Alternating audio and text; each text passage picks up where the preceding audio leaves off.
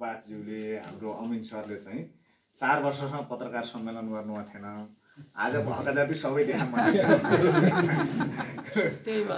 भएका जति देखामा आजसम्मको भन्ने भयो। हाम्रो यो किताबमा चाहिँ वार्षिक रूपमा न्याय निरूपण कति भयो भन्ने कुरा त्यहाँ न्यायिक समिति भन्ने शीर्षक छ। त्यो शीर्षकमा चाहिँ कुन कुन शीर्षकमा गरियो र प्रत्येक वर्ष कति गरियो भन्ने पनि छ हैन। त्यो चाहिँ तपाईहरुले हेर्नु होला। र हाम्रो अघिल्लो वर्ष लिजामा 100 मा 100 आएको चाहिँ न्यायिक समितिमा आयो। 100 मा 100 नै आएको चाहिँ न्यायिक समिति हो। त्यसको त्यो हिसाबले चाहिँ हाम्रोमा धेरै न्यायिक समितिको कार्य सम्पादन हेर्नको निम्ति दस्तावेजीकरण र कार्ययोजना बनाउने कुरा एकदमै राम्रो छ। वर्षको एकचोटि दुईचोटि चाहिँ हामीले अदालतबाट पनि बोलाएर फेरि उहाँसँग परामर्श गर्ने, हाम्रो न्याय निरूपणमा के भछ भनेर सल्लाह गर्ने, अन्तर्क्रिया गर्ने गर्छौं। अस्ति भर्खरै मात्र श्रीमान चाहिँ जिल्लाको न्यायाधीश पनि आउनुभएको थियो हैन। आएर अन्तर्क्रिया गरेर अन्तर्क्रिया गरेको पनि हो। त्यो अनुसार चाहिँ हामीले त्यसरी काम पनि गर्छौं। फेरि कहिलेकाहीँ अब यो स्थानीय तहले पाएको चाहिँ संघीयता पछिको नौलो अधिकार हो।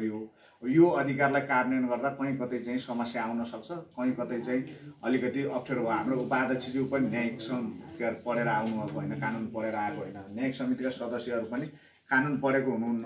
कहिलेकाहीँ व्यावहारिक रूपले समस्या हुन सक्छ, त्यसको अन्तर्क्रिया गर्नुपर्छ भनेर अनि हामीले बेला बेला त्यो उपाध्यक्षज्यूले त्यो कार्यक्रम पनि राखिराखेको हुनुहुन्छ। अनि यो कस्तो छ भने उपाध्यक्षज्यूले चाहिँ न्यायिकको काममा कतै असर पर्छ कि भनेर धेरै प्राथमिकता चाहिँ त्यही दिनुहुन्छ के हैन।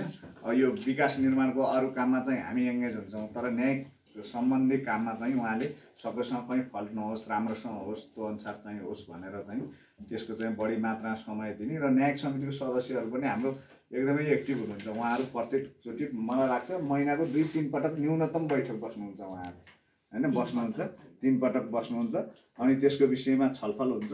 त्यसको पनि एउटा प्रक्रिया छ। ऐन भन्दा न्यायिक दर्ताको पनि एउटा प्रक्रिया छ। तल चाहिँ मेलमिलापकर्ताहरू हुनुहुन्छ, उहाँहरूले चाहिँ तल छलफल गर्नुहुन्छ, त्यहाँबाट निरूपण नभएको माथि आउँछ, त्यो भएको चाहिँ पनि यहाँ त्यसको रेकर्ड आउँछ। त्यो खालको प्रक्रिया छ। त्यो प्रक्रिया अनुसार चाहिँ उहाँहरूले काम अगाडि बढाइराख्नु भएको छ।